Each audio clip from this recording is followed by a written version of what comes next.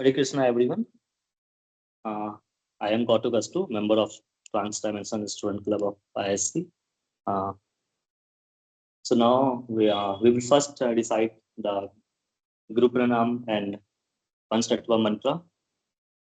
Nama Om Vishnu Padaye Krishna Prastaye Bhutale Srimate Bhakti Vedanta Swaminiti Namine Namaste Saraswate Deve Gauravani Pracharine Nirvisesa Sunyavadi Paschat Desatarine जय श्री कृष्ण चैतन्य प्रभु नित्यानंद श्री अद्वैत गदाधर श्रीवासादे गौड़ भक्त वृंदा. So I welcome you all to the special series on the process of mantra meditation, the chant to change. So before we start, I would like to do a survey. So can I know how many of you are practicing the mantra meditation process? Please raise hands.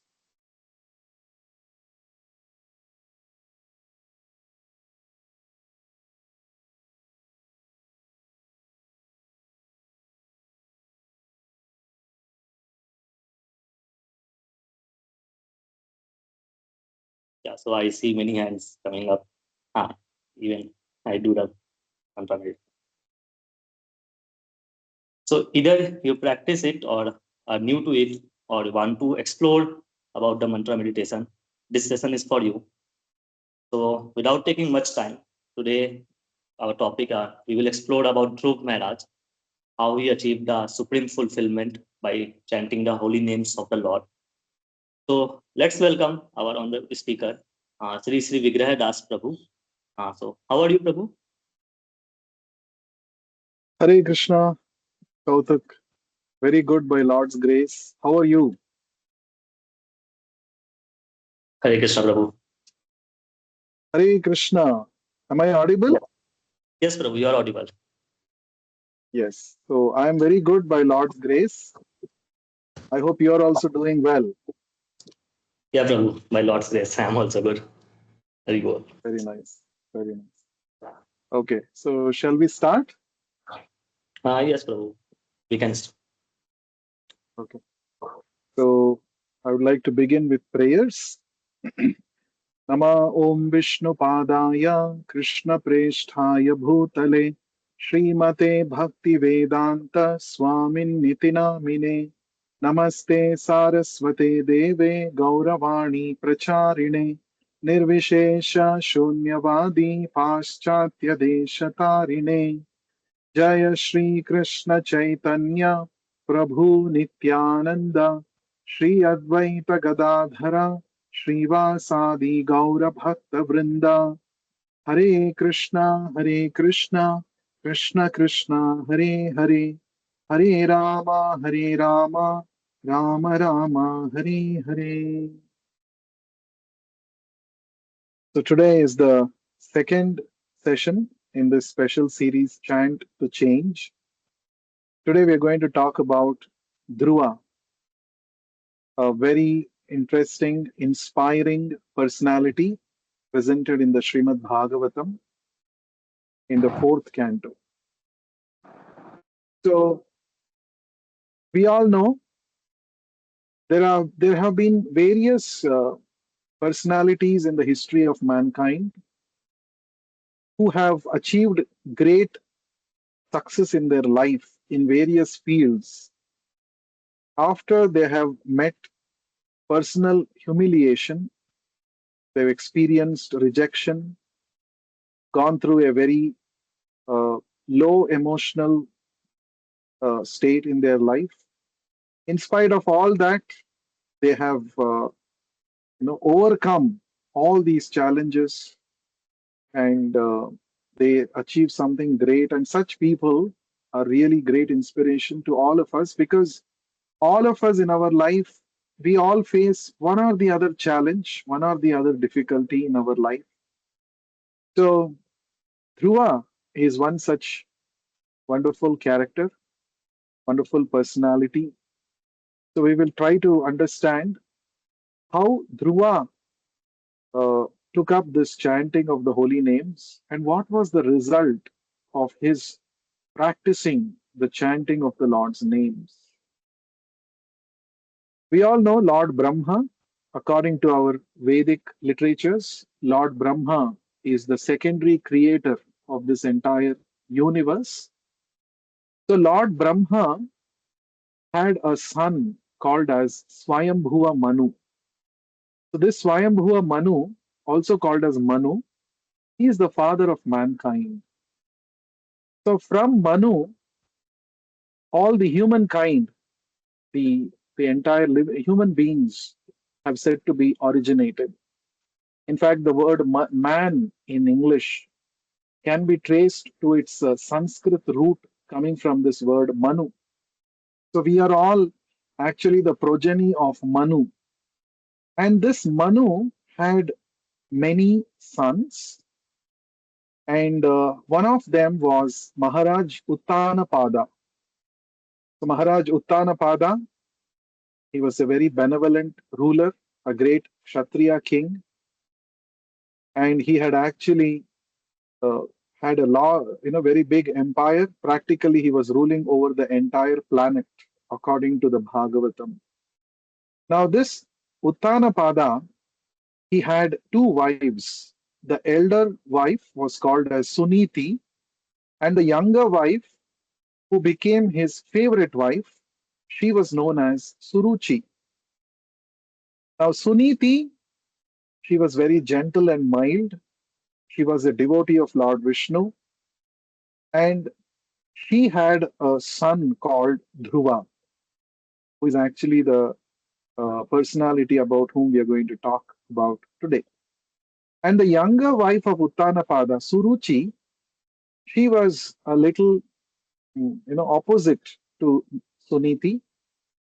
She was, very proud of her position because she became the favorite queen of the king, and she was arrogant in her behavior as well. Now, she also had a son called Uttama.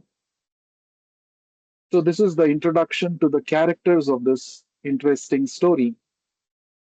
One day, King Uttanapada had come back to his palace from some war after a long time, and he was sitting in the chambers of Queen Suruchi, who was his favorite queen. And on his lap was sitting the son of Suruchi, Uttama. Now, Dhruva, who was about 5 years old at that time, he got to know that his father has come back to the palace and he wanted to go also meet his father. So he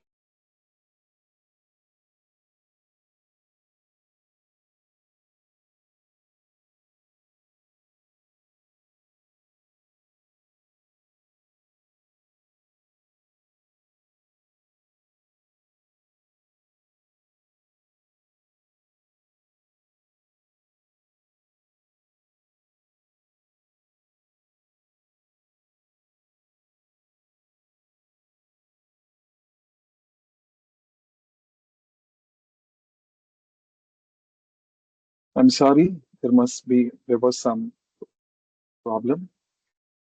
So when Dhruva gets to know that his father Uttanapada has come back to the palace, he wanted to go and sit on his father's lap and also, you know, spend some time with him. But when he tried to approach his father and tried to sit on his lap, his stepmother Suruchi became very angry, and out of envy she spoke, "Oh Dhruva, you're not qualified to sit on your father's lap because you are not born as my son." Now, she spoke very harshly, you know, to a 5-year-old boy, small boy. Now, after hearing these words and after seeing that his father also was silent and he did not, Dhruva became very upset. He became enraged and he came crying to his mother Suniti. And Suniti heard the whole story, and Suniti said, you know, only Lord Vishnu can help us and he can help you too. Lord Vishnu is very merciful. And whoever becomes a devotee of Lord Vishnu, none of his desires will be unsatisfied. All desires will be fulfilled. Like this, Mother Suniti said. Now, Dhruva had heard that great sages go to the forest and they seek out Lord Vishnu there.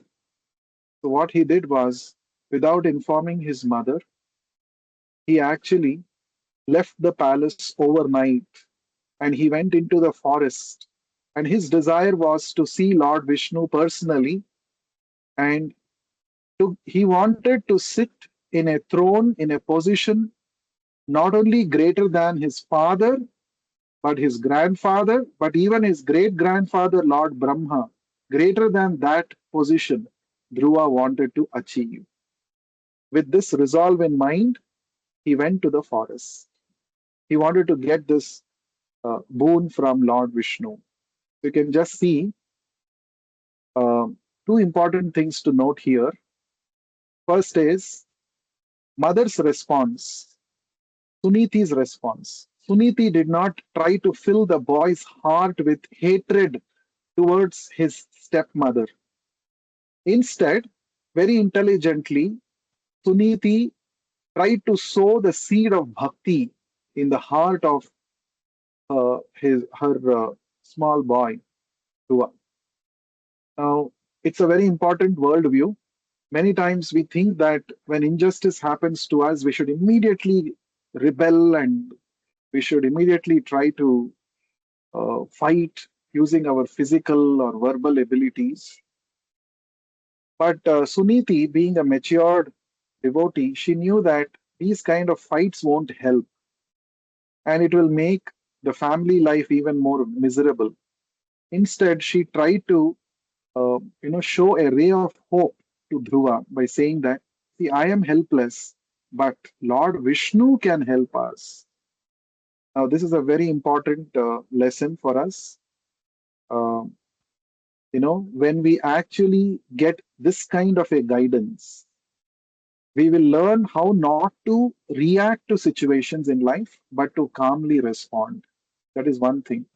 Now, the second lesson that we learn is Dhruva, even though he's a small boy, the very name Dhruva means one who is very steady, one who is fixed, one who is determined. You know, as soon as he got to know about Lord Vishnu from his mother, immediately he thought, I should go and meet Lord Vishnu. And I was denied to sit on my father's lap by my stepmother. Now I want a position much, much greater than that. And Lord Vishnu can satisfy this desire of mine. And with great resolve, he went to the forest. Now, whenever a sincere seeker tries to seek God, God helps such seekers. So the Bhagavatam says, understanding the mind of Dhruva, Lord Vishnu sent his pure devotee representative Narad Muni to the forest to guide him further. Because unless we accept the Guru's instruction, it is not possible for us to attain God. This is the principle. And a Guru must be a sent person, pure devotee of the Lord. And Narad Muni is definitely such a personality. And Narad Muni, initially, he tried to discourage Dhruva because he wanted to test Dhruva. Is he really serious in seeking Vishnu? Or has he come just because he has been humiliated and he is emotionally disturbed? So Narad Muni started telling Dhruva, my dear Dhruva, you see, you're a small boy, and this is the age for you to play in the forest. I mean, in the palace, and you are not at all accustomed to live in the forest. It's all luxuries and comforts. In the forest, there will be so many challenges. There will be ferocious wild animals, and there will be darkness, and so many things will be there. You'll not be able to sustain this forest life. I think when you grow up, you should come back to the forest and search for Lord Vishnu. Now I think it's not the right time. And also many other reasons Narad Muni gave, but Dhruva Maharaj, Dhruva, this boy, he was so determined. He said, "My dear Narad Muni, you are a great devotee of Lord Vishnu. See, I also want to meet Lord Vishnu. If you can guide me how to see Lord Vishnu, then we will talk. Otherwise, please don't waste my time. I want to go to the forest. Please don't stop me. I want to do tapasya and please Lord Vishnu." And seeing such a great determination in this boy, immediately Narad Muni was very pleased.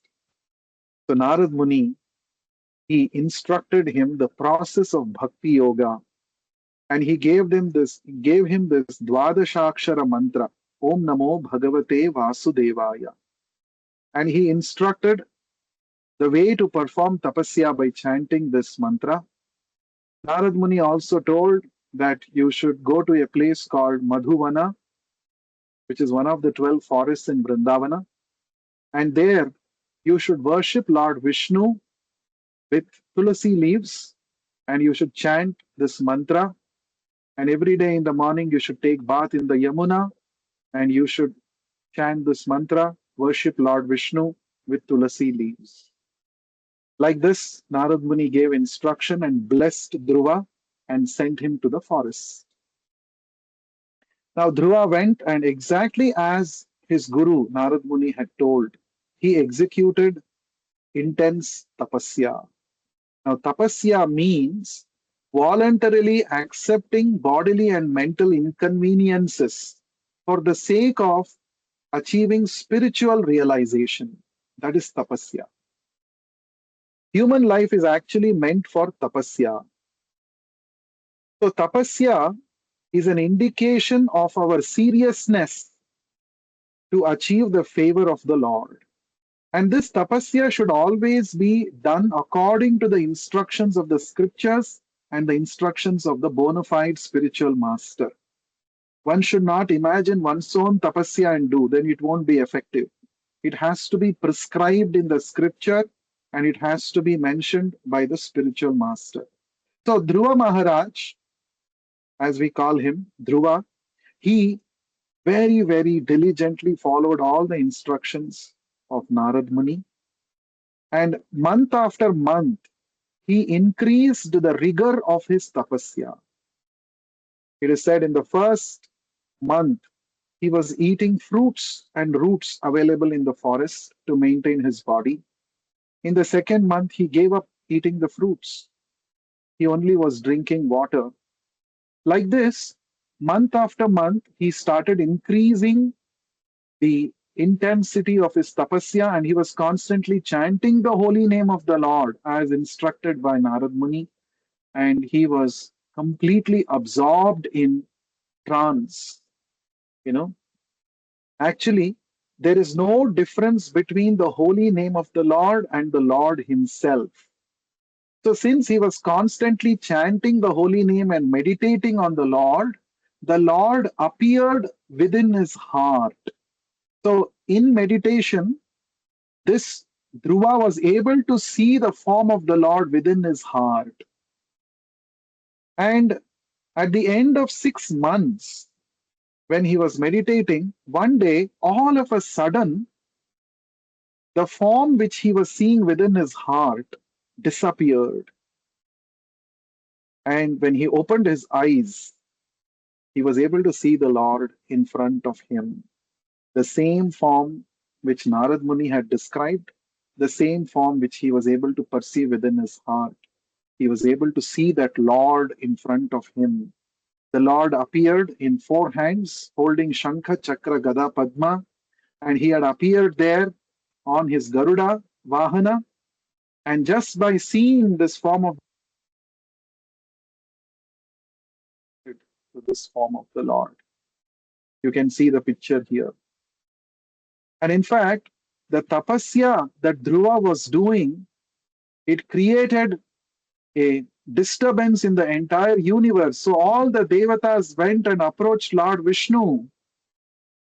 Oh Lord Vishnu, the entire universe is getting choked up because Dhruva has fully stopped breathing and he's fully fixed on you, chanting your holy names, and he's doing tapasya. Please relieve this entire universe from this, disturbance. So immediately Lord Vishnu appeared in front of Dhruva. Now the lesson for us is sincere following of the instruction of the Guru is very important. Having a Guru is not a matter of fashion or a show off. For having a Guru is surrendering to his instruction. Accepting a Guru means surrendering to his instruction and following his instruction seriously. Very, very important. Then success is guaranteed. If one follows a bona fide guru who is coming in the parampara system, who is a representative of Narada Muni, surely one will attain success. There is no doubt about it.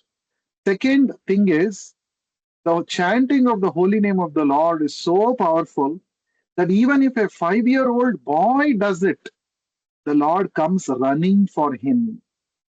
You see, the Lord comes, and it is mentioned in the Bhagavatam, the Lord came with great haste to give darshan to Dhruva. Now, that is the power of chanting the holy name of the Lord, right? And thirdly, a small boy, if he takes up tapasya under proper guidance and chants the holy name of the Lord, by his determination, he was able to shake the entire universe, so much so that even the devatas got perturbed by his ugra tapasya. So that is the power of tapasya. Tapasya purifies our consciousness. Tapasya helps us to connect with the Lord. So therefore, tapasya is so much recommended. Now, in the present age of Kali Yuga, the tapasya that is most recommended is we cannot go to the forest like Dhruva and do intense tapasya, abstaining from food, water, and all of that. It's not quite practical for us.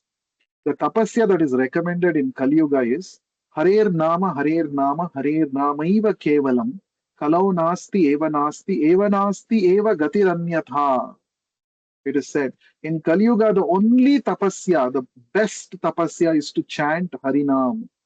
Specifically, the 16-worded mantra, which is recommended in the Upanishads for Kali Yuga, that is Hare Krishna, Krishna Krishna, Hare Hare, Hare Rama, Rama Rama, Hare Hare. Right? So the Lord appeared in front of Dhruva, and the Lord asked, what do you want? Even though the Lord knew the desire of Dhruva, the desire for which he was doing tapasya, but still the Lord asked. And Dhruva said, you know, I have seen you. What more should I desire for? Now, this is a very important thing. So Dhruva says, Sthanabhilashi tapasistitoham Tvam praptavan deva munindra guhyam Tachan vichinvan api divya ratnam Swamin kritartosmi varam na yache. He said, O Swami, O Lord, no doubt my intention of doing this tapasya to see you was to get a bigger position, greater than Lord Brahma's position I wanted. But after seeing you, now I feel that I don't want anything else. Hmm? All these days I was running behind broken pieces of glass, but I have found you the greatest jewel. Why should I foolishly run behind glass pieces anymore? I just want to be your devotee. Please accept me as your humble servant, you know. And Lord Vishnu was very pleased with this attitude of Dhruva. And Lord Vishnu said, my dear Dhruva, since you have chanted my holy names and you have taken up tapasya at this very young age to see me, I will give you both the benedictions. I will satisfy your desire, material desire. I'm giving you a separate, called as pole star, and you will rule there. You will get a separate planet where you can rule there like the king. And at the end of your life, after ruling that kingdom for a long period of time, you can come back to my abode, to Vaikuntha, and you become free from the cycle of birth and death, and you can be established in my service in Vaikuntha. So this was the benediction given by Lord Vishnu. That means even though Dhruva realized that spiritual benefit is greater than material benefit, but the Lord awarded both material benefit and spiritual benefit to Dhruva. So from this, the learning that we get is when we take up the process of chanting the Hare Krishna Maha Mantra, initially we may have material motivations, but when we start chanting and when we start getting realizations by chanting, we will get, we will actually be able to transcend um, our. See, Dhruva was having a kind of grudge against his stepmother. He wanted to actually take a revenge against his stepmother by getting a position greater than very big position. But the chanting purified his consciousness. And and the Lord is so merciful, he's ready to satisfy the desire of his devotees. So the Lord gave him both his desired planet, which is much, much greater than Brahma's position, Dhruvaloka, plus he also gave him spiritual liberation. So when we chant Hare Krishna Maha Mantra, we should know that we can also attain the same benefit that Dhruva attained, provided we are sincere and we carefully follow this process with utmost seriousness. So, sincerity and seriousness, with these two things, we can also attain the highest perfection in our life, like Dhruva. So, this is a very interesting story. It has a lot of learnings for us, and we should also develop determination. 5-year-old boy who was always accustomed to luxuries of the royal palace, going to the forest alone and doing tapasya is not a joke. That's a big lesson for all of us, that it's an inspiration for all of us to venture out of our comfort zone. And as I said, we don't have to do that level of tapasya that Dhruva did, that going to the forest.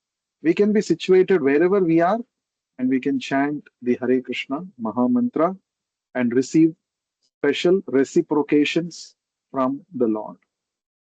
So please join me for 1 minute. Together we shall all chant the Hare Krishna Maha Mantra, and post that we shall take up the Q&A if any one of you have any questions. So we will take up that later. So for the next 1 minute, let us all chant together 11 times. Hare Krishna, Krishna Krishna, Hare Hare, Hare Ram, Ram Ram, Hare Hare. Hare Krishna, Krishna Krishna, Hare Hare, Hare Ram, Ram Ram, Hare Hare. Hare Krishna, Krishna Krishna, Hare Hare, Hare Ram, Ram Ram, Hare Hare. Hare Krishna, Krishna Krishna, Hare Hare, Hare Ram, Ram Ram, Hare Hare. Hare Krishna, Krishna Krishna, Hare Hare, Hare Ram, Ram Ram, Hare Hare. Hare Krishna, Krishna Krishna, Hare Hare, Hare Ram, Ram Ram, Hare Hare. Hare Krishna, Krishna Krishna, Hare Hare, Hare Ram, Ram Ram, Hare Hare. Hare Krishna, Krishna Krishna, Hare Hare, Hare Ram, Ram Ram, Hare Hare. Hare Krishna, Krishna Krishna, Hare Hare, Hare Ram, Ram Ram, Hare Hare.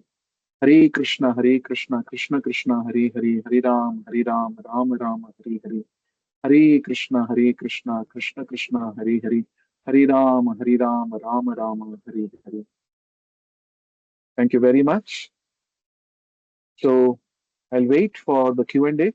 Meanwhile, Kautuk has some announcements for all of us. Hare Krishna. Yeah, Hare Krishna Prabhu. So very blessed that we all got to know about Dhruva and how Narad Muni guided him on his spiritual journey, attaining supreme fulfillment, getting service of Lord Vishnu. So moving ahead, we have few announcements today. So first, today we have a special activity planned for all our participants. A link will be posted in the chat, which has a special paragraph based on today's topic, Dhruva. I request you all to please attempt it. It will take just 2 minutes. So, and the toppers would be getting some exciting gifts. So please attempt the quiz. Uh, The link is already posted. You can see in the chat window.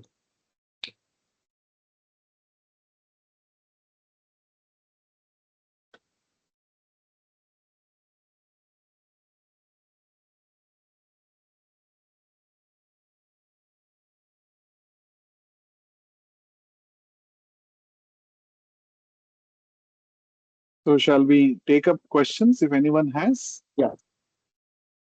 So we have two more announcements, Prabhu. I was just waiting for them to Yeah. take this. Yeah. So moving ahead, as we listen to the powerful impact chanting had on Dhruva, he got to have the audience of the Lord himself and felt complete satisfaction. How many of you would like to feel that way? All of us, no? Isn't it? So please join us to take a step toward that end by joining for mantra meditation. You may join us either at 8 a.m. in the morning or 9 p.m. in the evening. It's on the Teams online. So at least try to join for at least 5 to 10 minutes. Just chant one round. You will feel the benefit, see the change in yourself. Please join. Lastly, tomorrow, today we learned about the determination and the supreme contentment that Dhruva attained. Tomorrow we will learn about another great personality, Sanatan Goswami Prabhu. So, how many of you know about him, Sanatan Goswami Prabhu? Can I see the raise of hands?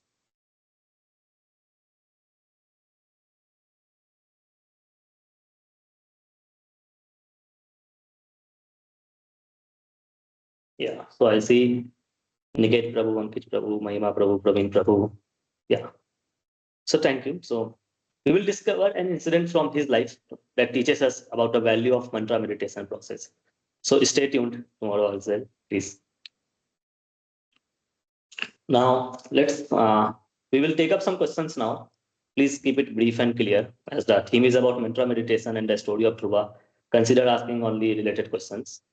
And please post your questions in the chat window. It will help us in coordinating.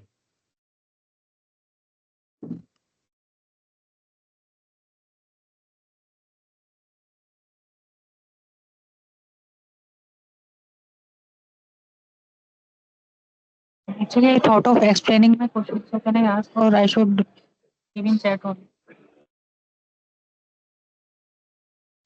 Sorry, Prabhu, I didn't get you.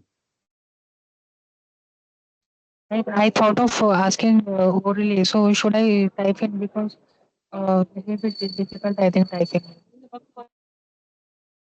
Hmm. You can try typing if you feel you can ask on voice itself. No worries. You can ask here, Prabhu. Yes, Hare Krishna. Actually, my question is like how in the way like Dhruva, means, the son Dhruva was given uh, the opportunity to fulfill all his material desires. So why not we also human beings, because we have special form, so we can also try to first complete our material desires. So once we get tired, then only we attain like spirituality, like how we happened to like first he completed all his desires, he went back to the God. Yes, thank you. Hare Krishna, Niket, I could not hear your question properly. Can you please type your question and on the chat box, please?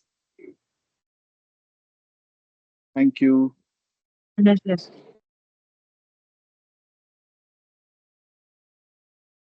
Is there anyone else who wants to ask something, who has a question? Please feel free to unmute yourself.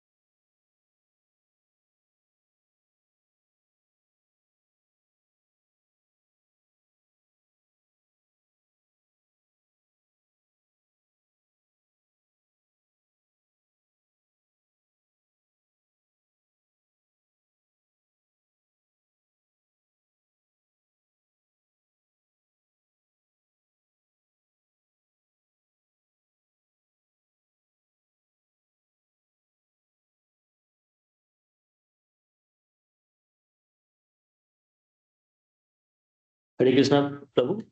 So Niket Prabhu has typed a question. So he's asking, just like Sri Dhruva, who first got opportunity to complete all material desires, why not we also try to complete the same, completing material desires first, then go for spiritual part? Okay. Okay, interesting question. So, the Lord, first, one thing we should understand,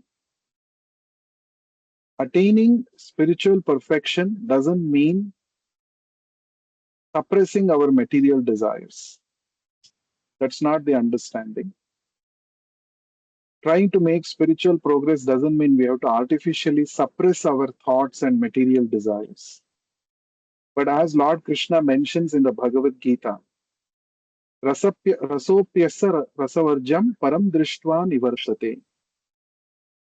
When we practice bhakti yoga, when we practice the chanting of the holy names in the association of devotees, so we actually experience a higher taste, a higher pleasure, by which we can actually transcend the lower material pleasures.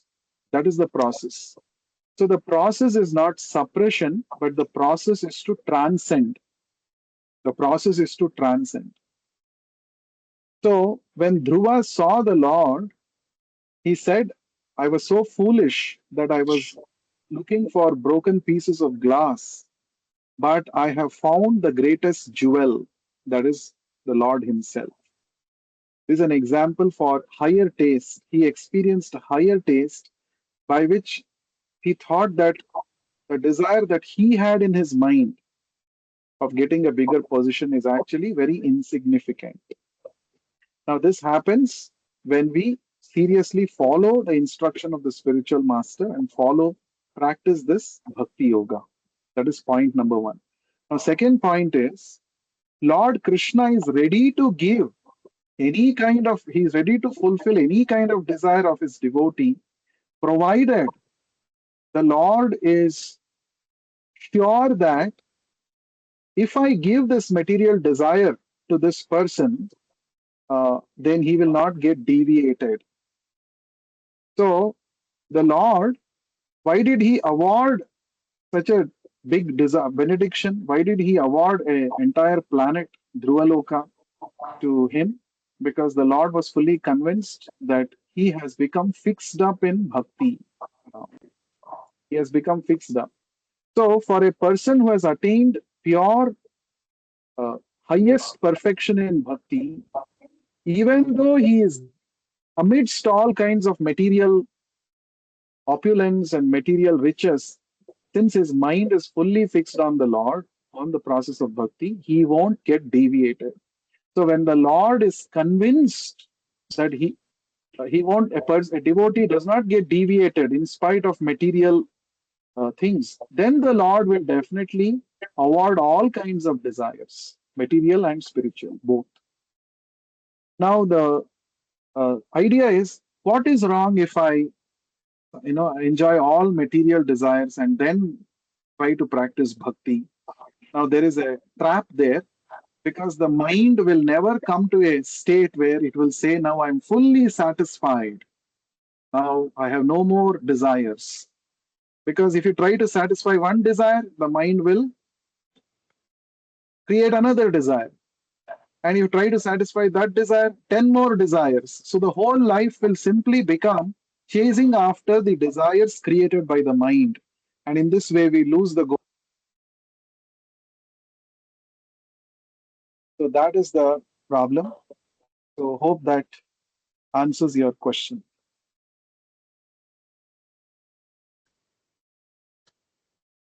Yes, Okay, thank you.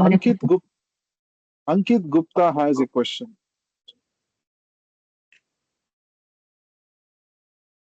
Hare Krishna, Ankit Ankit. Prabhu. Ankit Prabhu is on hold, Prabhu, so might be raised Yeah, his yeah. hand. Yes. Okay, So, so I think no more questions. So we'll meet again tomorrow in the third day I request all of you to please take up the chanting of Hare Krishna Maha Mantra very seriously and practice it very sincerely, and make the best use of the platforms provided by the Transdimension Students Club for you to come together either online or offline and chant every day. And definitely you will see Actually, like tremendous transformation and positive benefits that you can derive through the process of chanting. So thank you very much. We'll meet again in the next session. Vishwaguru Srila Prabhupada Ki Jai. Yeah. Hare Krishna. Hare Krishna.